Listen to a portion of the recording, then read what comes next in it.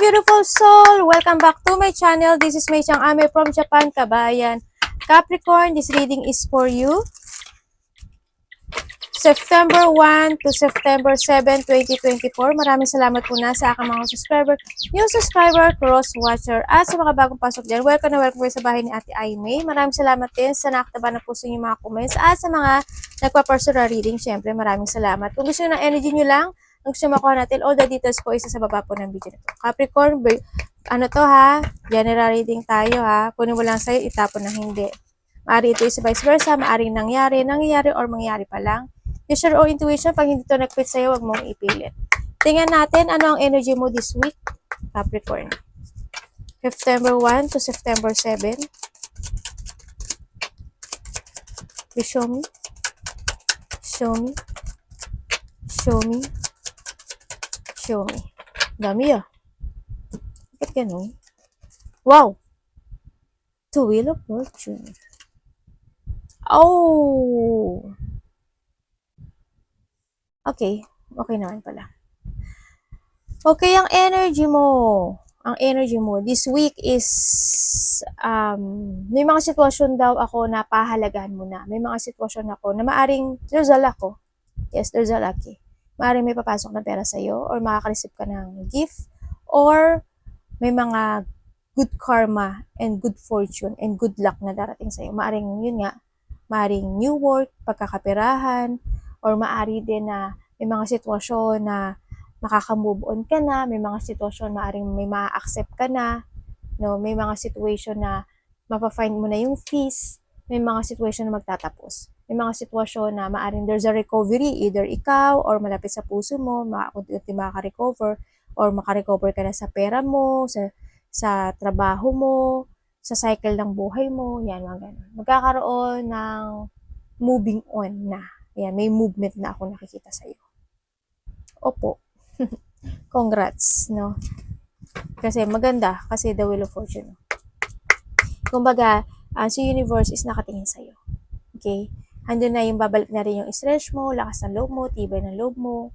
Yan, yung katapangan mo, yan, babalik na. Makokontrol mo na rin yung sarili mo. And then, siyempre, more patient ka naman, totally. Patient, yung inner strength mo, no? Yun na, andun na yun. Magkakaroon na ng, babalik na yung power mo. Yan, babalik na yung, andun na yung determination, yung lakas. Lalakas na yung kalooban mo, more. Yan, magiging more powerful ka na, more kang magiging, more of knowledge, syempre. Nakita ko rin dito. Yung may mga minamanifest ka raw na parating, no? There's an abundance prosperity rin kasi ako nakita. Baka iba sa inyo yung opportunity, di ba? Ang dumating sa inyo, bagong trabaho, bagong business, bagong pagkakaperahan. Nakita ko dito. Kung ano may yung minamanifest nyo. Yan, parating na siya. Tingnan natin ang iyong parating. Ano pong paparating kayo this week? Kay Capricorn. Anong paparating po this week? Wow, puro pera. Ano ba yun? Wow, the world. May mga gagawin ka na. May ma-accomplish ka na. May mga ano na talaga. May mangyaring mas more ka na magpo-focus sa iyo, sarili. Mas more ka na magpo-focus sa stability mo, sa trabaho mo. Yan. Mas more mo nang bibigay yung handun kasi yung mas more ka nang magkikare sa sarili mo. Yan. Andun na rin yung support with comes sa yung mga malalapit sa puso. Yan. Nakikita ko rin, you show your patient. More on patient ang nakikita ko sa'yo. Supportive, very kindness. Maaring marami ka na i-imagine. And then, nakita ko yung pagiging kalma. And then, magtatrust ka na raw sa intuition mo. Yan, more on focus ka sa trabaho no? Pera, trabaho, business, sarili. Nakita ko dito. Magiging na rin kayo. Ba yun? Ando naman yung pagiging practical nyo actually. Mas more kayo magiging practical sa ngayon. Sa nakita ko dito. Ang dali lang anak. Tingnan natin, ano ang dapat iwasan ni Capricorn? Diba kasi sa inyo, very independent, tapos breadwinner, ang nakikita ko dito. And then, very loving, syempre, supportive and nurturing person. No? Magaling ka when it comes sa pagpapatakbo ng business, pagpapatakbo ng mga bagay-bagay, lalo na pag related ang mga trabaho, yan. Magaling ka dun. Ano po dapat iwasan ni Capricorn this week?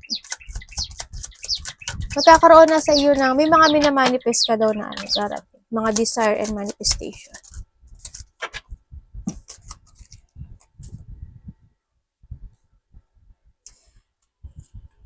Yan. Ang nakikita ko sa iyo dito, ang dapat mo daw iwasan is yung hindi mo mabalanse yung trabaho mo, yung pera mo, yung mga situation mo in life. Yun ang dapat mong iwasan. Kailangan mo daw, you need to control and balance yung mga situation, lalo na yung mga priorities in life mo, yung mga multitasking na ginagawa mo, balansehin mo yung relation mo with comes sa trabaho mo, sa business mo, sa pamilya mo, sa mga mahal sa buhay mo. Kailangan balance lahat. No, and you need to find balance talaga. Balansehan to, balansehan. No, ang nakikita ko dito. And syempre mag-give effort ka daw dito na kailangan mo mabalanse ang lahat ng situation sa buhay mo. Pera man yan, kung ano man yan, lahat kasama yung pera doon, no?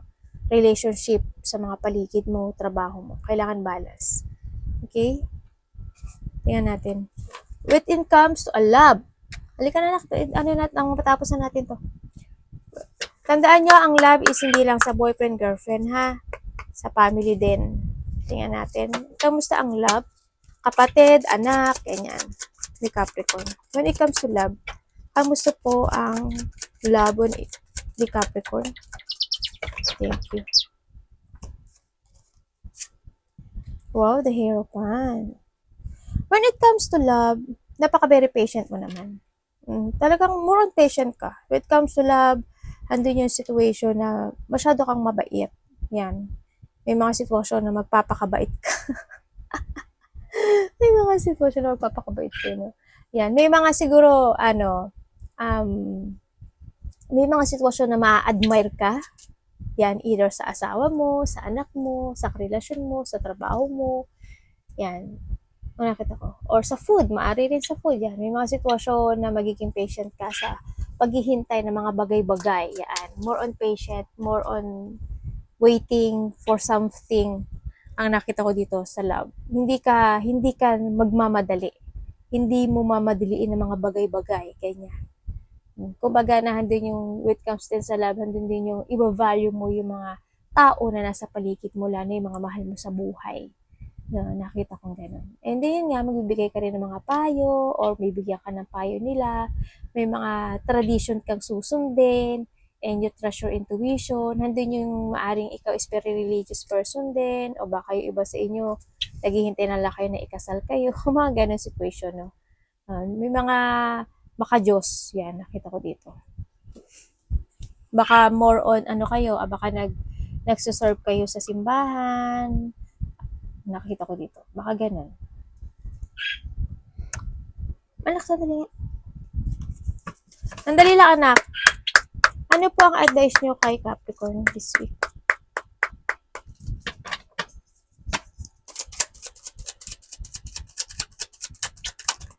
Ano po ang advice nyo kay Capricorn this week?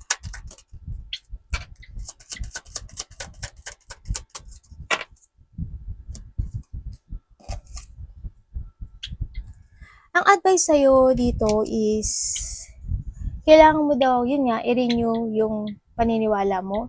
This is a time to change. This is a time to heal. This is a time na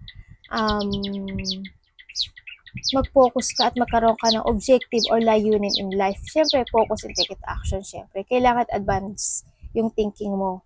No, mag-iba sa inyo matulungin sobra. Kailangan mo rin daw, siguro iba sa inyo nag-save ng money or nag-iipon ng pera. No? O kailangan nyo lang bilhin yung mga nararapat. No? Kumbaga, wag yung mga hindi kailangan. Nakita ko dito. And then, nakita ko dito, you need to follow your heart in a good way. Siyempre, in a good way. Ang nakita ko dito. And revert, siyempre, and have faith. Siyempre, ang nakita ko dito, mag-trust ka daw sa sarili mo. Yan ang advice. Trust to yourself na lahat ng bagay is kakayanin mo at walang hindi ka makakaya. and mag-give effort ka dito sa sitwasyon na to. Siyempre, huwag kang magmadali. You need to be patient sa lahat ng bagay. Ang nakita ko, tanda mo na sa'yo si Wheel of Fortune, no? Yan, nakatingin sa'yo si Universe. Kaya kahit na anong pasukin mo, anong sitwasyon, pagdadaanan mo, nakaalalay sa'yo ang taas. Okay? Lahat naman tayo nakaalalay sa atin. Pero sa ngayon dito, sa nakita ko sa'yo dito, humiling ka lang daw sa kanya. Dahil nakaabang at nakatingin lang siya sa'yo at inihintay niya ang humingi ka sa kanya ng tulong. Okay? Yun po ang nakikita ko dito sa iyo. Tsaka mag-focus ka sa sa objective mo sa buhay. And think advance. No? Huwag pa bigla-bigla. And then, yun nga, kailangan pag-aralan mo ang lahat ng mga bagay-bagay bago ka mag-move, bago ka mag-take action, bago ka mag-decision. No? Kailangan mo alamin at maging matalino sa lahat ng bagay. Matalino ka naman actually. Iba sa inyo, parang may nag-aaral. O mahilig lang kayo mag-research, something ganun. Kumbaga, may nakita kasi akong tears of knowledge na tao. No? Magpakatotoo rin sa sarili. Siyempre, yun na nakita ko. You need to trust yourself, trust God, and magpakatotoo sa sarili. Okay? Arigato, namaste. God bless.